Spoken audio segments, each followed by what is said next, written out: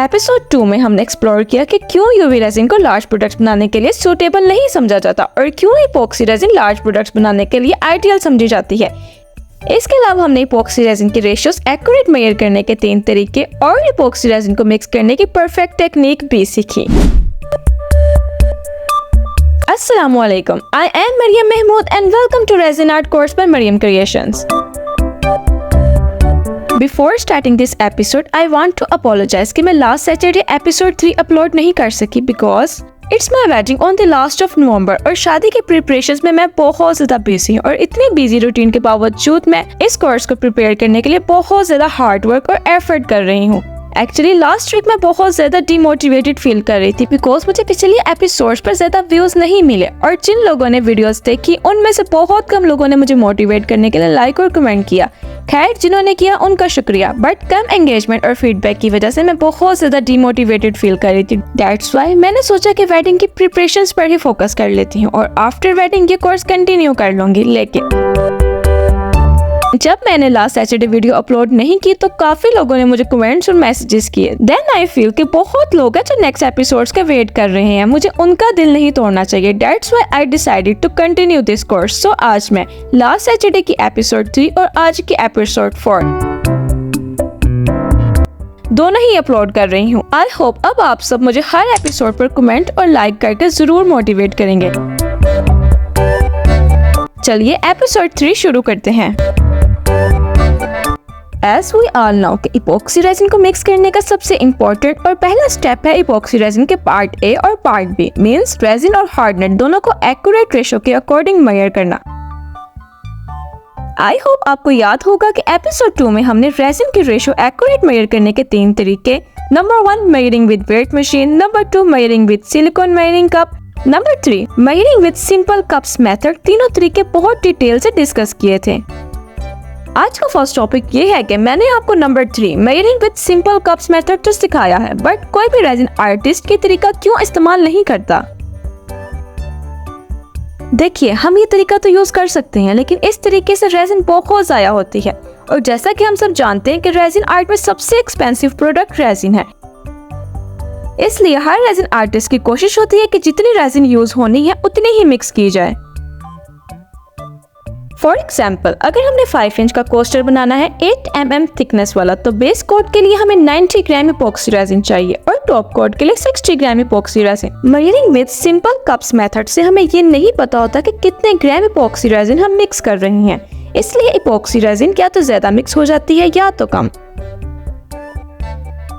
इसके अलावा हमें बहुत ज्यादा केयरफुल रहना पड़ता है कि अगर रेजिन 2:1 है और हमने 2 कप रेजिन और 1 कप हार्डनर लिया है तो तीनों कप का लेवल एग्जैक्टली सेम होने चाहिए और तीनों कप से ठीक से रेजिन और हार्डनर क्लीन करके मिक्स किया जाना चाहिए। अगर थोड़ी सी भी क्वांटिटी एक्यूरेट ना हो तो रेजिन प्रॉपर्ली क्योर नहीं होगी और आपकी एफर्ट और मटेरियल दोनों ही वेस्ट हो जाएंगे। सो मेरी एडवाइस ये है कि आप भी ये मेथड फॉलो ना करें बिकॉज इस मेथड में जरा सी भी लापरवाही हुई तो बहुत नुकसान हो जाएगा। अगर बहुत ज्यादा इमरजेंसी है और आपने बस एक ही चीज बनानी है और आप सोच रहे हैं कि एक चीज के लिए क्यों वेट मशीन या सिलिकॉन मेजरिंग कप खरीदा जाए, तो आप ये तरीका फॉलो कर सकते हैं। लेकिन मैं बार बार कह रही हूँ कि ये मेथड फॉलो करते हुए आपको बहुत ज्यादा केयरफुल रहना पड़ेगा। अब आप सोच रहे होंगे कि आपको कैसे पता चलेगा कि कौन से साइज और शेप के मॉडल में कितनी रेजिन डलनी है। इंशाल्लाह बहुत जल्द मैं आपको लिस्ट प्रोवाइड करूंगी कि कौन से साइज और शेप के मोल्ड में कितनी रेजिन बेस कोट और कितनी टॉप कोट के लिए डलनी है। इसके अलावा मैं आपको खुद मेजर करने का तरीका भी बताऊंगी, लेकिन अभी नहीं, कुछ एपिसोड्स के बाद, बिकॉज उससे पहले आपको बहुत सी चीजों का पता होना जरूरी है।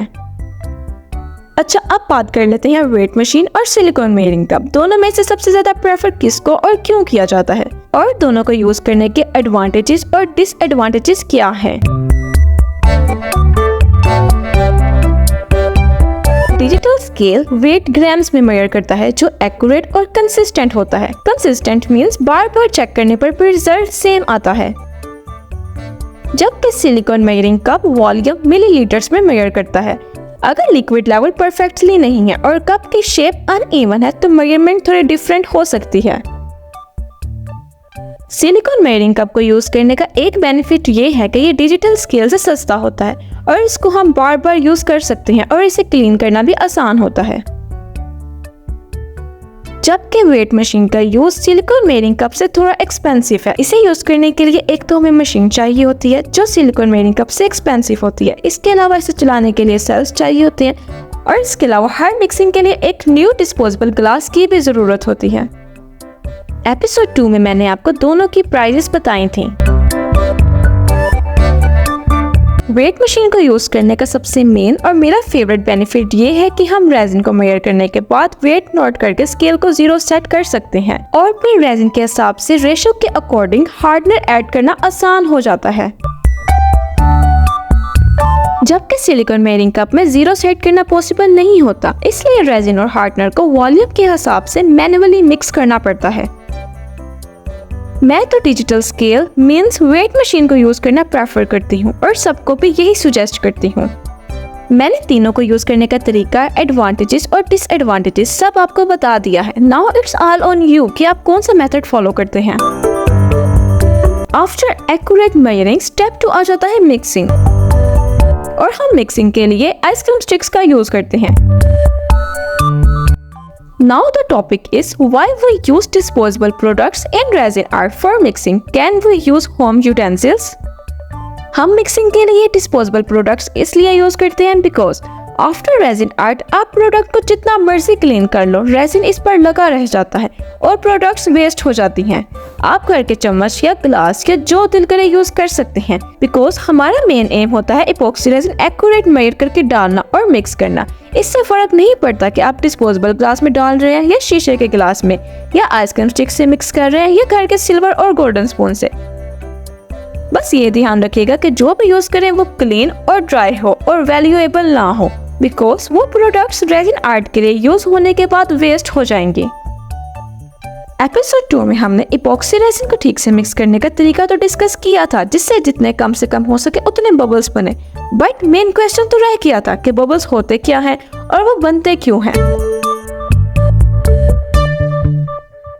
बबल्स छोटी छोटी एयर पॉकेट्स होती हैं जो रेजिन के अंदर ट्रैप हो जाती हैं। जब आप रेजिन और हार्डनर को मिक्स करते हैं तो हवा भी साथ मिक्स हो जाती है और बबल्स बन जाती है। तेज स्टार करने से ज्यादा एयर मिक्स हो जाती है, फिर ज्यादा बबल्स बनते हैं, इसलिए हम स्लो मिक्स करते हैं ताकि जितने कम से कम हो सके उतने बबल्स बने। नाउ द क्वेश्चन इज, हम रेजिन को जितना मर्जी स्लो मिक्स कर लें तो भी थोड़े बहुत बबल्स बन ही जाते हैं। उन बबल्स को कैसे खत्म किया जाता है? बबल्स खत्म करने के लिए डिफरेंट प्रोडक्ट्स को इस्तेमाल किया जाता है like heat gun, decreasing, torch, pressure pot, bubble buster spray etc। ये सब चीजें हैं क्या और इनको यूज कैसे किया जाता है ये आपको नेक्स्ट एपिसोड में बताऊंगी।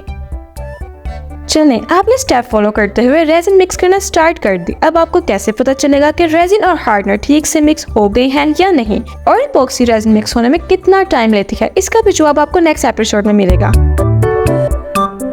मेरा आप सबसे सवाल है, क्या आप नेक्स्ट एपिसोड्स के लिए एक्साइटेड हैं और चाहते हैं कि ये कोर्स जल्दी से कंप्लीट हो जाए? बबल्स रिमूव करने के लिए जो प्रोडक्ट्स इस्तेमाल की जाती हैं वो दिखती कैसी हैं और उनको इस्तेमाल कैसे किया जाता है? इपॉक्सी रेजिन मिक्स होने में कितना टाइम लेती है और आपको कैसे पता चलेगा कि आपकी रेजिन ठीक से मिक्स हो गई है या नहीं? इन सब का जवाब आपको नेक्स्ट एपिसोड में मिलेगा। ये एपिसोड आपको कैसे लगे कमेंट्स में जरूर बताइएगा। चैनल को सब्सक्राइब करना और बेल आइकन पर क्लिक करना मत भूलिएगा। तो मिलते हैं नेक्स्ट एपिसोड में, तब तक के लिए अल्लाह हाफिज।